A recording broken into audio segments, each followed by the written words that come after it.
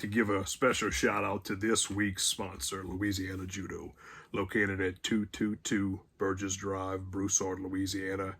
It is one of the best martial arts facilities in Louisiana, if not the world. The owner, Matt Davis, is just well-rounded in his education in judo and Muay Thai and all the martial arts disciplines that he knows. He's just a good, genuine person. So go to Louisiana Judo. Teach yourself, teach your kids, teach your wife, do what you got to do, learn. It's a great place. You can call it at 337-256-3222. Hello, welcome to The Last Video Store. I'm your host, Bud Haddonfield. And on today's episode, I would like to do my personal ideas for the ranking of the Friday the 13th franchise. Not saying none of these movies are bad, it's my opinion, so please don't get mad at me because I think mine's going to be different from yours and yours is going to be different from mine and everybody else's, so let's just live in harmony and love the Friday the 13th movies. It's one of my favorite franchises of all times. Jason is just the absolute coolest killer, slasher, whatever the hell you want to call him. He's just amazing, and I love all the movies. So even the ones that I rank the least, it's not that I hate it, it's just that I just love the other ones so much more. So to kick things off at number 12 is going to be 2002 Jason X, directed by James Isaac, written by Todd Farmer, I believe his name was. Yep, Todd Farmer. This was the first Friday the 13th movie I watched in theaters.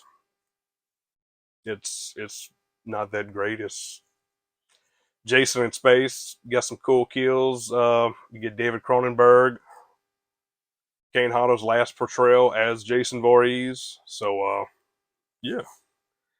So this one I'm probably going to catch a lot of heat for, but like I said, it's my personal opinion. I'm not talking shit about it. It's just how it is. And number 11 is going to be the original Friday the 13th, 1980, directed by Sean Cunningham. If you just leave it by itself, it's kind of more of a boring movie. Yeah, we get some kills. Most of them's cut away, except for Kevin Bacon's arrow through the throat. It could have been a lot better, but it is 1980, so a lot of things was watered down. And they really admitted that they ripped off Halloween, which technically Halloween was a rip-off of Black Christmas, which was a rip-off of something else. But I don't know, it was slow and it was boring, and even back in the early 90s when I first watched this movie, I thought the same thing. It was slow and boring and it wasn't as fun. It's kind of a cheat too, because it's supposed to be a slasher movie, a whodunit, and it doesn't lead at all to Pamela Voorhees' character, played by Betsy Palmer. So that's some bullshit. But Tom Savini did some of his best work, so it is what it is. So next, Jason Takes Manhattan, Friday the 13th, Part 8. This was the last of the movies that was put out by Paramount before it got purchased by New Line Cinema. And Jason Takes Manhattan, Jason takes a boat, Jason punches dudes' heads off. But we get Kane Hodder, and Kane Hodder's always great. He's my favorite Jason. He's very menacing. He looks cool, that slimy, greasy look.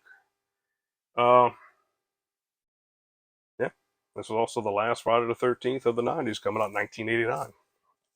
So let's get the ball rolling with The New Blood, Part 7. 1988, so it came out a year before the last one. This one was not that great either, but it's the first time that we get Kane Hodder.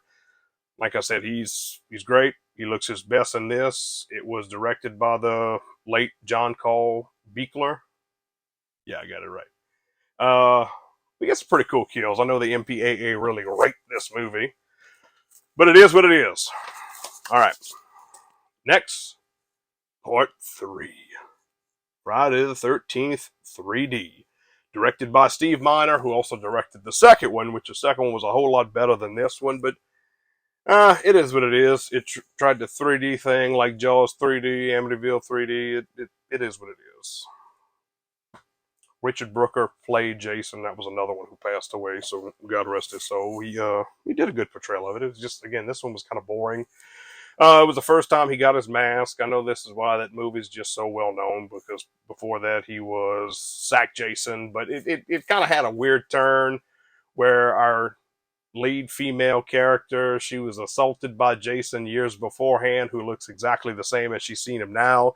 But if you think about part 2, he had the long hair and the beard, and he was a whole lot lumpy. I know continuity is a whole thing, but Steve Miner directed both of them, so what the hell? So let's keep going. Next is going to be Freddy vs. Jason. This movie was great. For some reason, Ronnie Yu did not want Kane Hodder because he felt that he wasn't as much taller compared to Robert Englund. So he went with name's escaping me right now. Ken Kurzanger. Probably one of the biggest guys to play Jason. I think he's like 6'6" or whatever. And it's funny because he played the cook who got slammed by Jason in Jason Takes Manhattan. So it was cool to see the two Jasons face off. Yeah, you might have thrown me across the diner, but I'll take your job almost 20 years later. Freddy vs. Jason was cool. They had a lot of scripts that was just written by many people. I felt like it was kind of rushed. When New Line Cinema, who already owned the Nightmare on Elm Street franchises, bought the Friday the 13th franchise, they were going to put them together, and you see it all play off at the very end of Jason Goes to Hell. When Jason reaches up and Freddy reaches up, I'm screwing up everything today, and takes Jason's mask back to hell with him. So it was martial artsy, and we got Rey Mysterio Jr., who played some of the stunts for Robert Englund. So that's kind of cool. Next movie I just talked about, Jason Goes to Hell, The Final Friday. A lot of people talk shit about this movie. I really enjoyed it. It was the first one of the 90s, which came out in 93. So 4 years later from the last one. Directed by one of my good buddies, Adam Marcus. I thought he did a good job. The franchise was somewhat stale at this point. Jason done fought people with telekinetic abilities. He done went to Manhattan. He done went all over the goddamn place. So I thought it was cool to add some more lore to the story. Again, like I said, a lot of people really talk shit about this movie and hate it because technically Jason's only in the very beginning and the very end of the movie. But I thought it was really cool. Like, we either get some nods to some other franchises or the movies such as Creepshow, The Birds, Evil Dead, and again Nightmare on Elm Street. So keep the ball rolling. I'm gonna go with Friday the 13th remake. And this came out in 2009, I believe, directed by Marcus Nispel. I liked him. He wasn't bad. Jason was really cool. He started off with the sack head, got his hockey mask, fucked up little Kev from It's Always Sunny in Philadelphia.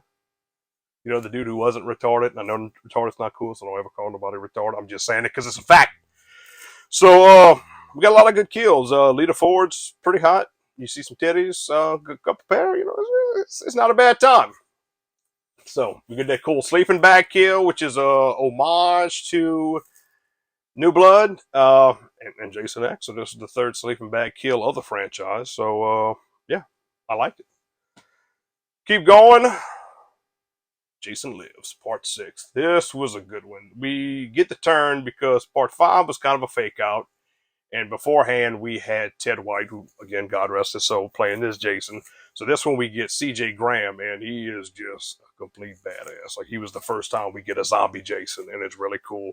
And this one's directed by Tom McLaughlin, and it came out in 1986 because we were pretty much getting Friday the 13th every year. And Tom McLaughlin was a huge Frankenstein fanatic. You get a lot of things like Karloff's, and the whole electricity thing brings Jason back from the dead. And yeah, it's pretty cool. We get the little James Bond intro. So yeah, so that's not a bad time at all. And the triple decapitation was really cool. So for my number three, I'm gonna go with part two. This one came out in 1981, produced and directed by Steve Miner, who also did the third one. And this one was just, it was cool. It pretty much showed off that Jason never drowned. He was just a mongoloid living off in the woods, and he made his own house. So he couldn't have been that much of a mongoloid because, his shit wasn't condemned and whatnot. But it was fun. We got a lot of cool kills, slow throat cuts, and the little handicapped dude with the machete in his face. He's like, yeah, I'm not going to live the rest of my life in the wheelchair. I'm sorry to say, bud, you did. It sucks, but shit happens. He ends up dying of AIDS a couple years later anyway. So my number two favorite, Friday the 13th, final chapter. This one came out in 1984 and was directed by Joseph Zito, who also did The Prowler. So that was a fun movie, and we had Tom Savini that worked on The Prowler and then worked on this one. So yeah, Ted White was great. Like I said, God rest his soul. He was a stunt double for John Wayne and a lot of other great movies. He was good. We get Corey Feldman in one of the trilogies for Tommy Jarvis, played by three different characters through three different actors. But it was fun. I really enjoyed that one. Just 80s at its best. And again, it's going to piss people off, but I don't give a fuck because it's my favorite of the franchise. It is going to be Friday the 13th, Part 5, A New Beginning. Came out in 1985, the same year as one of my favorite movies of all time, Return of the Living Dead. And we get two actors from that same movie with Miguel Nunez Jr. and Mark Venturini. They were part of the punk group from Return of the Living Dead, and they come over here as Spider and Vic, the dude with the axe who chopped up Joey. When I was a kid, I always felt bad for Joey because I'm like, he just wanted to share his candy bar in it. But it's fun. It's a slasher movie, and it brought it back to the slasher roots. And I think that it even did it better than the first one. So that's life. But that is my personal rankings of the Friday the 13th franchise.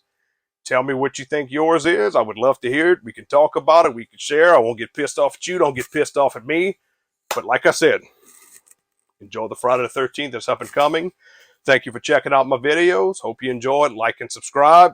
Remember, Bud Haddonfield loves you, and I hope you have a nice day. Thank you. Goodbye.